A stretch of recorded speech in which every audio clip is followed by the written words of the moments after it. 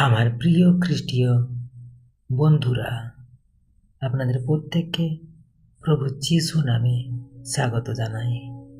আপনারা দেখছেন Jesus voice Bangla channel থেকে।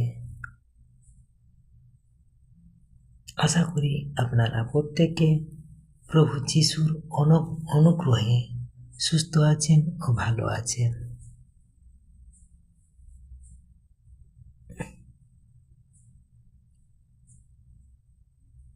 আজ আমরা একটি বাস্তব জীবনের গুরুত্বপূর্ণ বিষয় নিয়ে আলোচনা করব। খ্রিস্ট বিশ্বাসীদের বাড়িতে গরু, ছাগল, মুরগি, হাঁস, কুকুর, বিড়াল পালন করা কি বাইবেল অনুযায়ী ঠিক? অনেকে মনে করেন এটা পাপ, আবার অনেকে বলেন এটা স্বাভাবিক। তাহলে সত্যটা কি? আজ আমরা বাইবেলের আলোকে সত্য জানব। আমরা এখন প্রথম অধ্যায় আলোচনা করি ঈশ্বরের সৃষ্টি সম্পর্কে। বাইবেল থেকে একটি বাক্য দেখব। বাক্যটি নেওয়া হয়েছে আদি পুস্তক 1 অধ্যায় 25 পদ। ঈশ্বর সমস্ত পশু পাখি সৃষ্টি করেছেন। আমেন। ঈশ্বর নিজেই গরু, ছাগল, পশু পাখি সব সৃষ্টি করেছেন, তাই এগুলো খারাপ হতে পারে না। হালেলুয়া। আমরা আরেকটি বাক্য দেখব। বাক্যটি নেওয়া হয়েছে আদি পুস্তক 1 অধ্যায় 28 পদ। মানুষকে বলা হয়েছে পৃথিবী শাসন করো। আমেন। এর মানে মানুষ পশু পাখির উপর দায়িত্বশীল কর্তৃত্ব পেয়েছে, অত্যাচার করার জন্য নয়। ঈশ্বর আমাদের দায়িত্ব দিয়েছেন আমরা পশু পাখির লালন পালন সমস্ত কিছু দেখভালের জন্য আমরা পশু পালন করি এবং আমরা করতে পারি। আর কোনোভাবে আমরা যেন কোনো পশু পাখিকে আমরা যেন অত্যাচার নির্যাতন না করি, মারধর করব না। যেন অনেকে আছে কুকুর বিড়াল দেখলে অনেকে তাড়া করে, এবার ঢিল ছুঁড়ে মারে, লাঠি দিয়েও মারে। তো এইসব জিনিসগুলো হচ্ছে একটা সম্পূর্ণভাবে ঈশ্বর চোখে খারাপ। আর তাই আমরা কোনো পশু পাখিকে অত্যাচার করব না, মারধর করব না। কারণ আমাদের জন্য প্রভু আমাদের জন্য পশু পাখি দান করেছেন, আমরা সেসবগুলো পালন করব। তাদেরকে অত্যাচার নির্যাতন করার জন্য উনি দেননি। হালেলুয়া।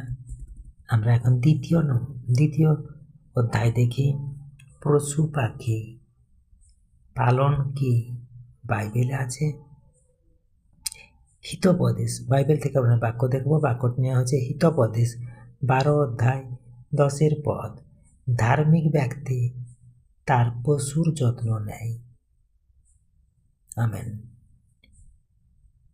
এখানে স্পষ্টভাবে বলা হয়েছে ধার্মিক ব্যক্তি তার বাড়ি যত পশু পাখি আছে সে যত্ন নেয়, দেখভাল করে। আর পশু পাখির যত্ন নেওয়া একটি ভালো কাজ, এতে ঈশ্বর সন্তুষ্ট হন। হালেলুয়া। আমরা বাইবেল থেকে আরেকটি বাক্য দেখব। বাক্যটি নেওয়া হয়েছে লুক 15 অধ্যায় 3 থেকে 7 পদ। হারানো ভেড়ার উপমা। আমরা এই অধ্যায়ের এই পদে আমরা হারানো ভেড়ার উপমা পাই। তো সেখানে উপমার মধ্যে আমরা যেটা বুঝি, প্রভু যিশু নিজে পশুর উদাহরণ দিয়ে শিক্ষা দিয়েছেন।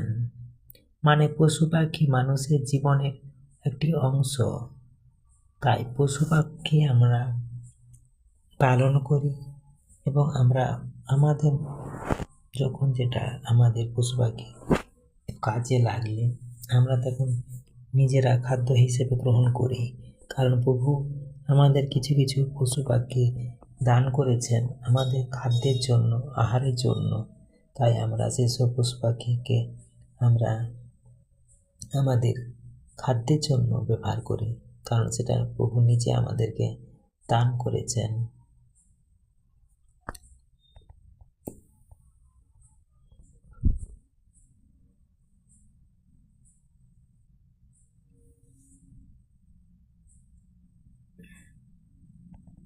এখন আমরা তৃতীয় অধ্যায় দেখব, কুকুর ও বিড়াল নিয়ে প্রশ্ন। অনেকে বলেন কুকুর রাখা পাপ। বাইবেলে কোথাও বলা নেই যে কুকুর বা বিড়াল পালন করা পাপ। তবে কিছু জায়গায় কুকুরকে উদাহরণ হিসেবে খারাপভাবে ব্যবহার করা হয়েছে।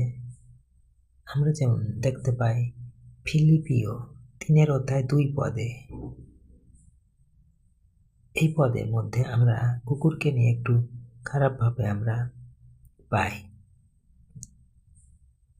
এটা বাস্তব কুকুর নয়, এটা সম্পূর্ণ একটি উদাহরণস্বরূপ, এটার রূপক। তাই ওখানে বলার হচ্ছে বাক্যের মধ্যে কুকুর যেটা একটা উদাহরণস্বরূপ, তাই কুকুরকে নিয়ে ওখানে সেরকম অন্যভাবে বলা হয়নি যেটা সচরাচর আমরা পশুপালন করলে কুকুর খারাপ সেটা বলা হয়নি ওখানে।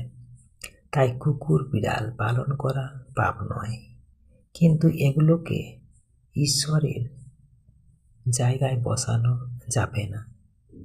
হালেলুয়া। আমরা এখন চতুর্থ পাঠ এখন দেখব, কখন এটা ভুল হয়ে যায়, কখন এটা ভুল হয়ে যায়। পশু পাখি পালন ভালো, কিন্তু কিছু ক্ষেত্রে ভুল হতে পারে।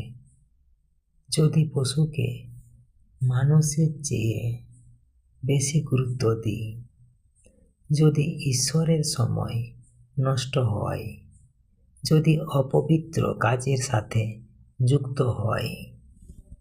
হালেলুয়া। এখন আমরা আরেকটি বাক্য দেখি। বাক্যটি নেওয়া হয়েছে মথি 6:33। প্রথমে ঈশ্বরের রাজ্য খোঁজো। ঈশ্বর সর্বপ্রথম, সব কিছুর আগে। হালেলুয়া। তাই আমরা ঈশ্বরের রাজ্যের জন্য আজ আমরা নিজেরা ব্যবহৃত হব, কারণ ঈশ্বর যেটা চান আমরা সেইভাবে প্রভুর সেবা করব, বা আমরা প্রভুর চোখে আমরা যেন সমস্ত দিক থেকে দয়া আশীষ পাই, সেভাবে আমরা বাক্য অনুযায়ী পথ চলব। আর আমাদেরকে প্রভুর প্রথমে প্রভুর রাজ্যের জন্য আমরা চেষ্টা করব।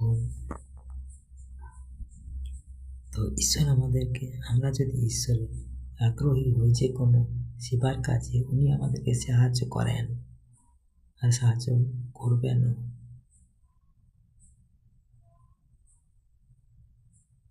হালেলুয়া।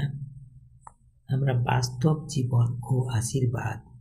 গরু, ছাগল, হাঁস, মুরগি পালন জীবিকা দেয়, পরিবার চালাতে সাহায্য করে, ঈশ্বরের আশীর্বাদ হতে পারে। হালেলুয়া। আমরা বাইবেল থেকে আরেকটি বাক্য দেখব। বাক্যটি নেওয়া হয়েছে দ্বিতীয় বিবরণ 28:4। ঈশ্বর পশু পাখির মাধ্যমে আশীর্বাদ দেন। আজকে আমরা যদি আশীর্বাদ পেতে চাই, তাহলে আমাদের একান্ত প্রয়োজন আমাদের বাড়িতে যেন আমরা 2-4টা পশু পাখি রাখি, সেগুলোকে লালন পালন করি। এছাড়াও আমাদের আশেপাশে যেসব পশু পাখি ঘুরে বেড়ায়, সেসব পশু পাখিকে যেন আমরা মানুষকে যেমন আমরা আপন করে নিতে পারি, মানুষকে আপন করে নিতে পারি, সেরকম আমাদেরকে আমাদের আশেপাশের মানুষজনকেও আমরা যেভাবে আপন করি, সেভাবে পশু পাখিকেও আমাদেরকে আপন করে নিতে হবে। তাহলেই আমরা প্রভুর দয়া আশীষ পাব।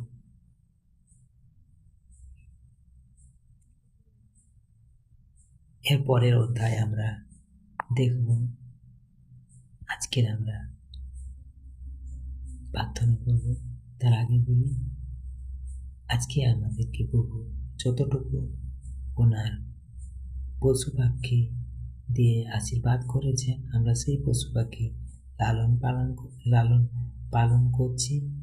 আর আমরা যেন আমাদের নিজেদের বাড়ির কিংবা আশেপাশের পশু পাখি আমরা যা দেখব, তাদের উপরে কোনোভাবে টর্চারিং করব না, অত্যাচার করব না, নির্যাতন করব না, তাদেরকে মারধর করব না। আমরা তাদেরকে যেমন মানুষকে আমরা ভালোবাসি, সেরকম পশু পাখিকেও আমরা যেন ভালোবাসি, তাহলে আমরা বহু আশীর্বাদ দয়া পাবো। ঈশ্বর তার আপন ভক্তকে প্রত্যেককে আশীর্বাদ করুন। এখন আমরা আজকের বিষয় ভিত্তি করে এখন একটি প্রার্থনা করব। চলুন আমরা প্রভুর সাথে সহভাগিতা করি আজকের বিষয় নিয়ে প্রার্থনা। হে পবিত্র মঙ্গলময় পিতা, আপনাকে ধন্যবাদ। আপনি এই সুন্দর পৃথিবী সৃষ্টি করেছেন এবং আমাদেরকে পশু পাখির দায়িত্ব দিয়েছেন। প্রভু, আমাদেরকে সাহায্য করুন যেন আমরা আপনার সৃষ্টি সঠিকভাবে ব্যবহার করি। আমাদের হৃদয়কে এমন করুন যেন আমরা কখনো কোনো কিছুকে আপনার চেয়ে বড় না করি। প্রভু যিশু, আমাদের পরিবার, আমাদের জীবিকা, আমাদের পশু পাখি সব কিছু আপনার হাতে সমর্পণ করছি। আমাদেরকে জ্ঞান দিন যেন আমরা আপনার ইচ্ছা অনুযায়ী চলতে পারি। আর এই প্রার্থনা প্রভু যিশুর পবিত্র নামে করি। Amen, amen, amen. আমার প্রিয় খ্রিস্টীয় বন্ধুরা, যদি এই ভিডিওটি আপনাদের ভালো লাগে তাহলে অবশ্যই লাইক করুন এবং বন্ধুদেরকে শেয়ার করুন আর সাবস্ক্রাইবার করে এই চ্যানেলের সাথে যুক্ত থাকুন পরবর্তী ভিডিও সবার আগে পেতে। ধন্যবাদ। ঈশ্বর আপনাদের প্রত্যেকের মঙ্গল করুন।